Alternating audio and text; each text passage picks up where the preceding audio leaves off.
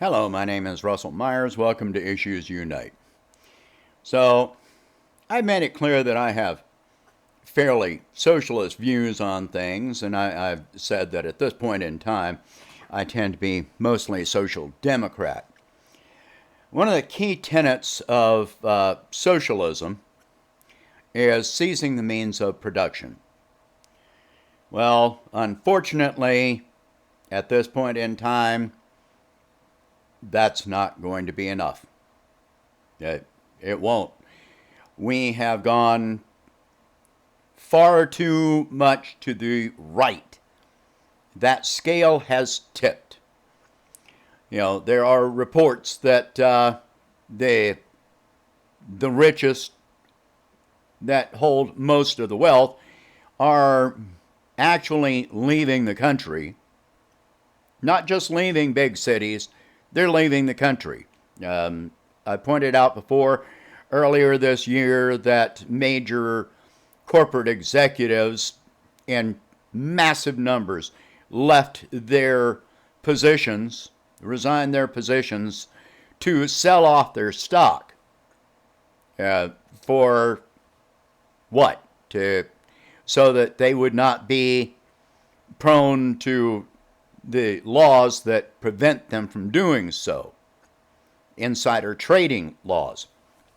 And, well, now we've got, reportedly 30 million people on unemployment. Well, that doesn't count the number of people. I've brought up the labor participation rate, which sits at the lowest point that it has since 1974, I think, with basically it's sitting at about 60% right now. That means that 40% of the population of working age and condition have just given up looking for a job. So they're not receiving unemployment.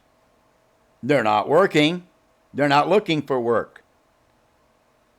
They've completely given up. So that adds tens of millions more to that 30 million. I would say that actual unemployment is probably somewhere more around, 50 to 60 million Americans right now. Somewhere in that range. So that is historic. And the wealth, over 80% of the wealth in this country is owned by 0.1% of the population. We know this. We've been talking about this for years now. And more and more corporations are going bankrupt. The Federal Reserve is bailing out failing banks, but even the Federal Reserve has come to the point where they said this has to end, which means in the very near future we're going to start seeing a failure of the banking system.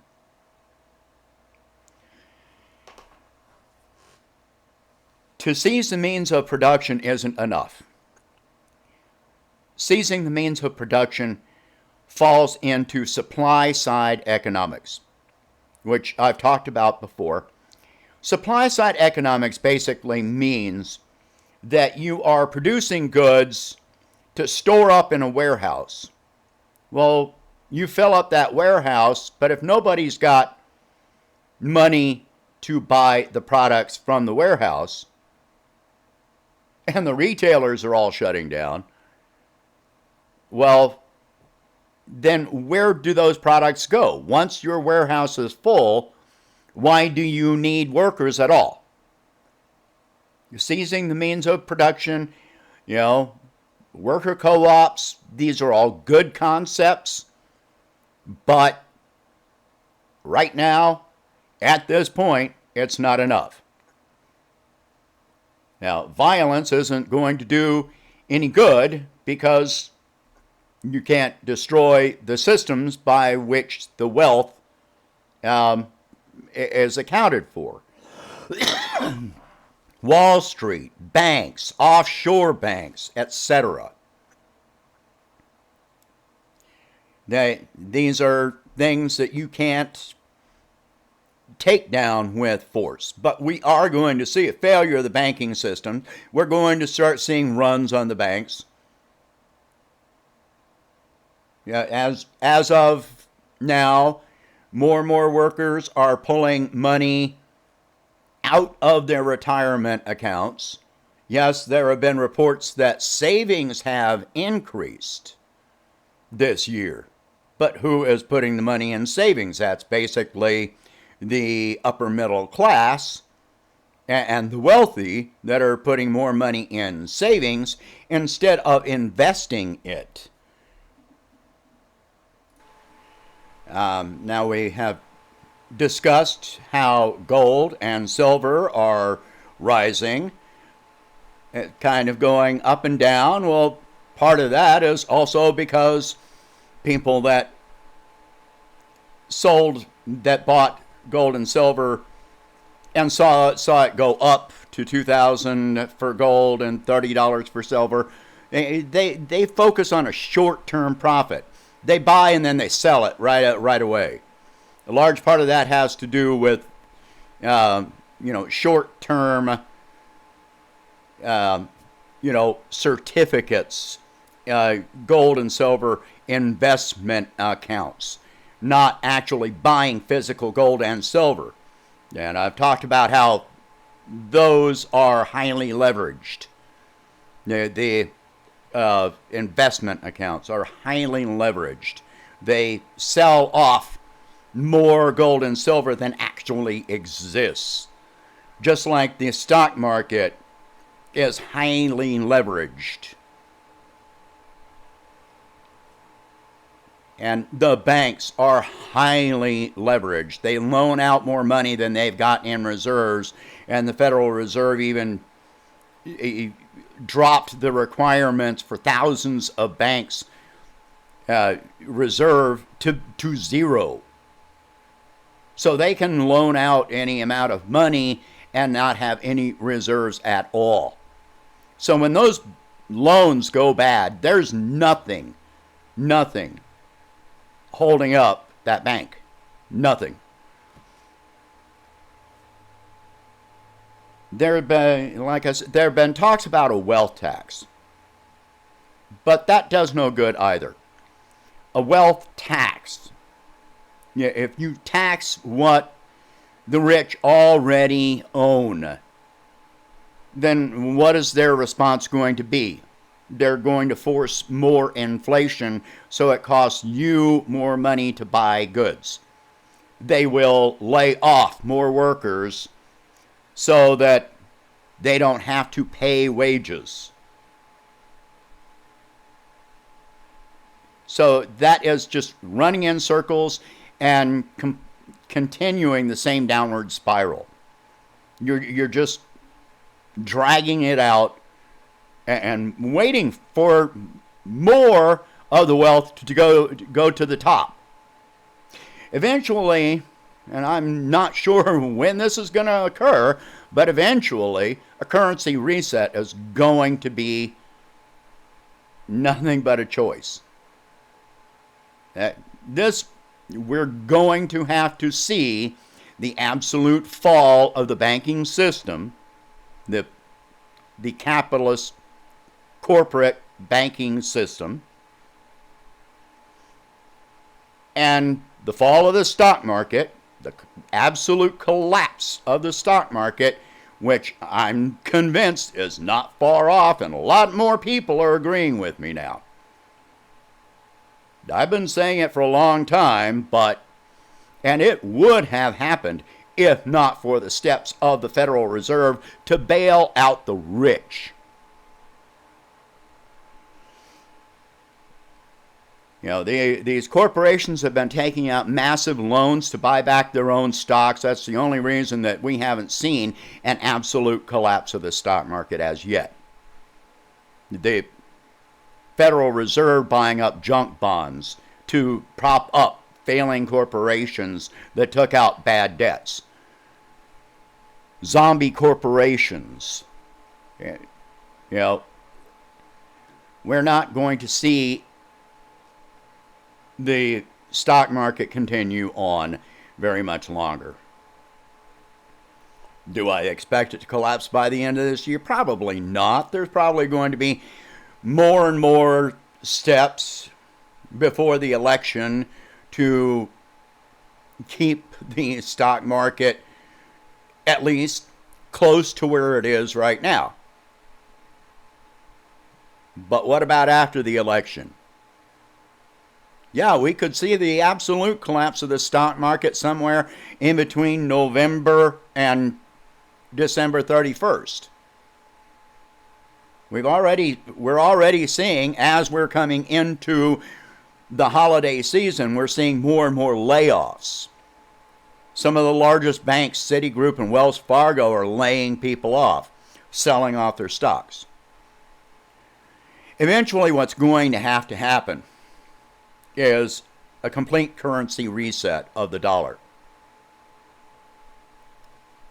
Because what that would mean would be just negating the value of the currency in U.S. dollars that the rich hold in offshore accounts and so forth.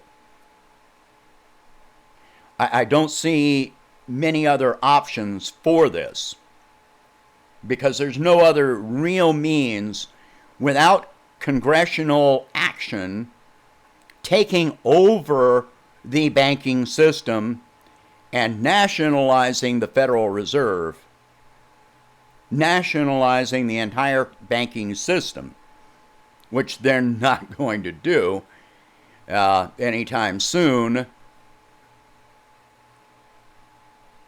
How do we reset the dollar? Well, that's a big question in itself. Obviously, that will take major steps, again, by Congress and by the Treasury Department, and it will require nationalizing all of the banking system. It will.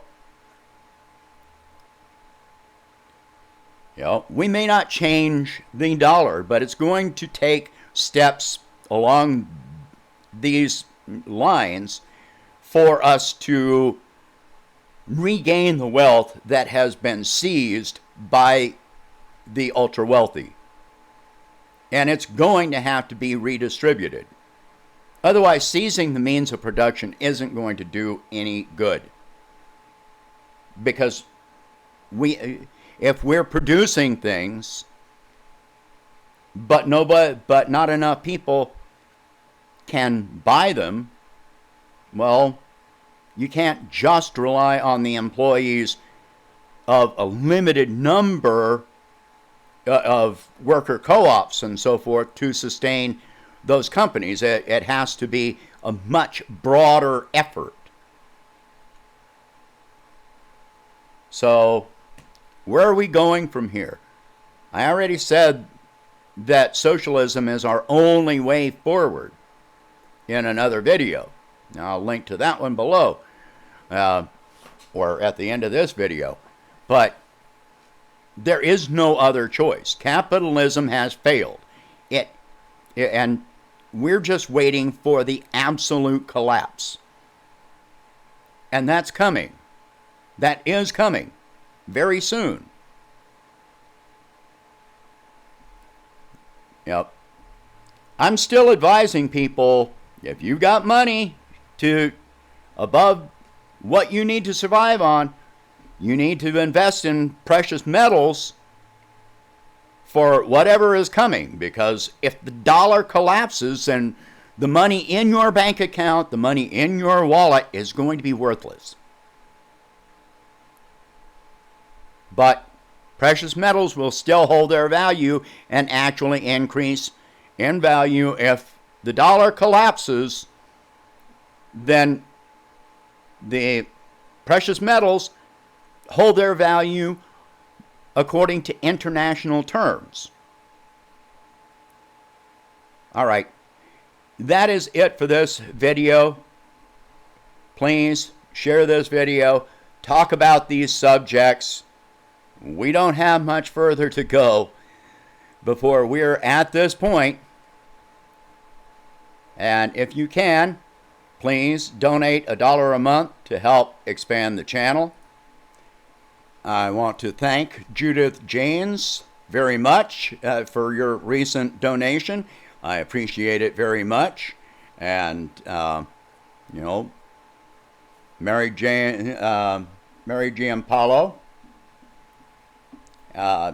Mary Jones Giampaolo is my biggest supporter. I appreciate you very much. And please, you know, $1 a month, if you can afford it. I'm hoping you don't see it as too much money. Anyway, I will still be continuing to produce content as much as possible. I've slowed down a little bit because I've been having to work so much because of lack of staff at my job. And anyway, again, share this video, talk about these subjects, and I'll catch you in the next video. Thank you.